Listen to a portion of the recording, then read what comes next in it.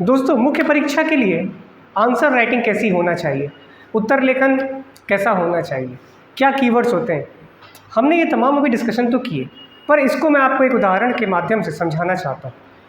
जैसे कि अगर मैंने एक टॉपिक लिया सिंधु घाटी सभ्यता, जो हमें मुख्य परीक्षा में पूछे जाने वाले प्रश्नों के आधार पर लिखना है। इस टॉपिक को हम फॉर्मेट कैसे डिज़ाइन कर सकते हैं, इसके कीवर्ड्स कैसे बना सकते हैं, वो आप देखिए। सबसे पहले जो बात आती है कि हम किसी भी समाज को यदि 4 भागों में देखें तो संपूर्ण अध्ययन कर सकते हैं। पहला होता है उसका सामाजिक जीवन, धार्मिक जीवन, आर्थिक जीवन, और चौथे नंबर पर दोस्तों आपके सामने आता है वहाँ का राजनीतिक जीवन। इस आधार पर हम सिंधु घाटी सभ्यता, वैदिक सभ्यता, फिर वो चाहे मौर्य शासन हो, चाहे दिल्ली सल्तनत, चाहे मुग़ल सल्तनत, अंग्रेज़ों का शासन, जहाँ पर इन पैरामीटर से जो भी सेगमेंट हमको मिलते हैं, हम उस सारे सेगमेंट को अपने आंसर्स में कीवर्ड्स के रूप में बना सकते हैं। यहाँ पर आप देखिए, यदि आपसे पूछा जाए कि सिंधु घाटी सभ्यता की सामाजिक विशेषताओं की व्याख्या करिए, अब सामाजिक जीवन में क्या क्या तत्व हो सकते हैं, आप इस बात को ध्यान में रखें। तो सामाजिक जीवन में आपको ये देखना होता है कि समाज मातृसत्तात्मक है या पितृसत्तात्मक, फिर आपने देखा कि परस्पर सहयोग की भावना थी या नहीं थी। ये तमाम बातें हमें सिंधु घाटी सभ्यता में उत्खनन के आधार पर प्राप्त होती हैं। योग्यता अनुसार कर्म करने की स्वतंत्रता, ये बात इसलिए मैंने यहाँ पर मेंशन की है क्योंकि वैदिक सभ्यता में आप पाएंगे कि उत्तर वैदिक काल आते आते वर्ण व्यवस्था का उदय हुआ और आपका कर्म आपकी जाति के आधार पर बताया जाने लगा, परंतु सिंधु घाटी सभ्यता में ऐसे कोई साक्ष्य प्रमाण हमको नहीं मिलते।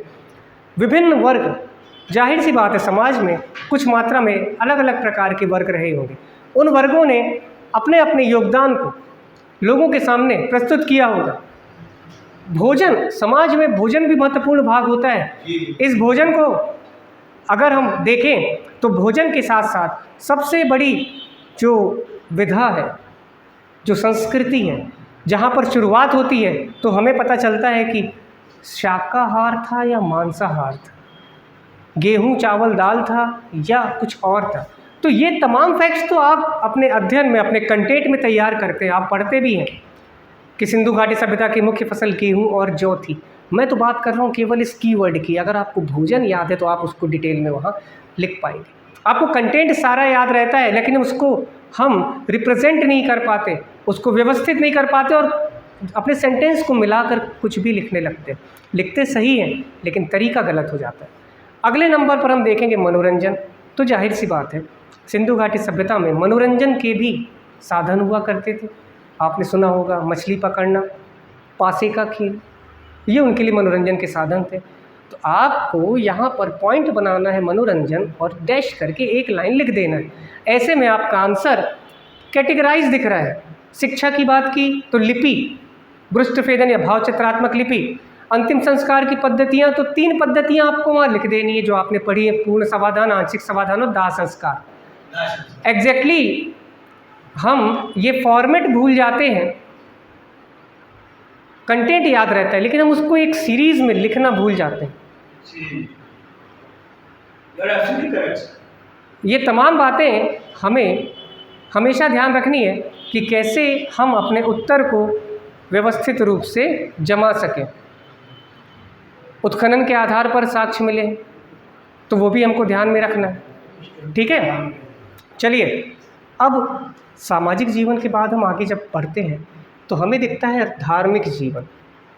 तो सिंधु घाटी सभ्यता के धार्मिक जीवन के संदर्भ में मैंने आपको कुछ पॉइंट्स यहाँ प्रस्तुत किए। प्रकृति पूजा, लिंग योनि पूजा, धार्मिक प्रतिस्पर्धा का ना होना और उच्च मानसिकता। ये हम क्यों बता पा रहे हैं? क्योंकि वहाँ की ग्रोथ हमको ऐसी मिली।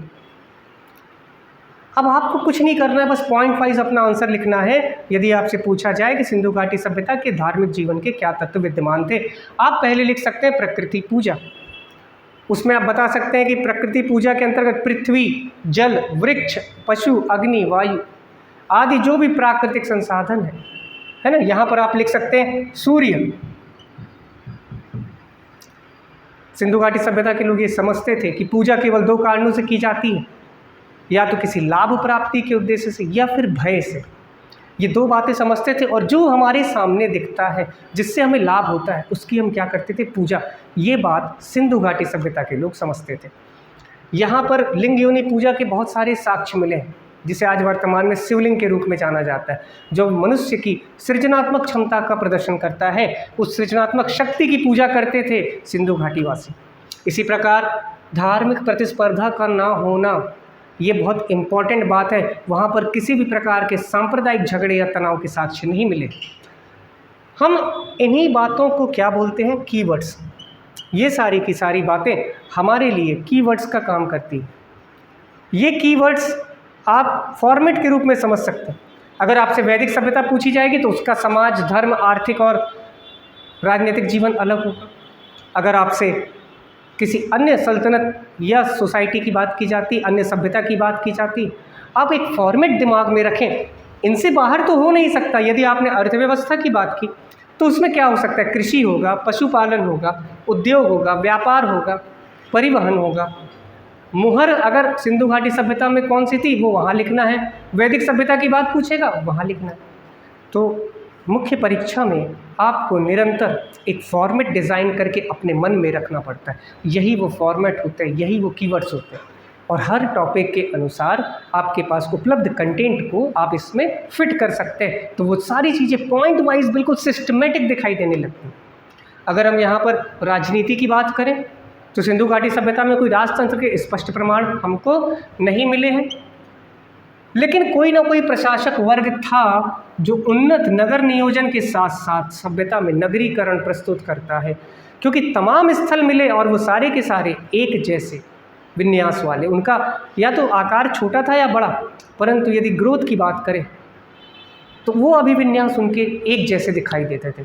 अर्थात ये माना गया कि समाज जो था सिंधु घाटी सभ्यता का हर स्थल पर एक समान रूप से विकसित था। इसके अलावा आप यहाँ देख सकते हैं कि बुद्धिजीवी वर्ग और व्यापारी वर्ग वहाँ पर मौजूद था। जाहिर सी बात है यही वो वर्ग था जिसने उनके प्रशासन को चुस्त दुरुस्त करके रखा था।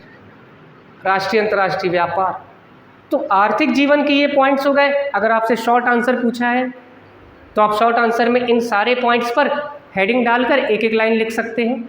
आपको ये फॉर्मेट, ये तरीका याद रखना है, ये याद रहेगा। आप कंटेंट कभी नहीं भूलते, कंटेंट हमें याद रहता है, बस हम उसको व्यवस्थित नहीं कर पाते, और यही कारण है कि हमारे मार्क्स कम हो जाते हैं। और जो विद्यार्थी अच्छे मार्क्स लाते हैं, अच्छे मार्क लाने के लिए वो अच्छा रिप्रेजेंटेशन देते हैं, उस रिप्रेजेंटेशन को आप फॉलो करिए। आप देखेंगे आपको पढ़ाई करने में आसानी जाती है और आप तमाम बातों को सिस्टमेटिक तरीके से रिप्रेजेंट कर पाते हैं। ध्यान रखिएगा, आंसर राइटिंग में आपकी हैंड राइटिंग और कंटेंट दोनों मैटर करता है, और इन दोनों का प्रॉपर रिप्रेजेंटेशन मैटर करता है।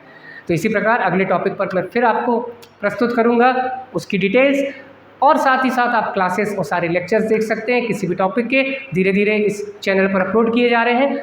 तो साहिल एसआरटी एकेडमी पर आप ज़रूर इन चीज़ों को देखें, लाइक करें, शेयर करें, सब्सक्राइब करें, अपने सुझाव हमें ज़रूर दें। तब तक के लिए धन्यवाद। ठीक है वीडियो।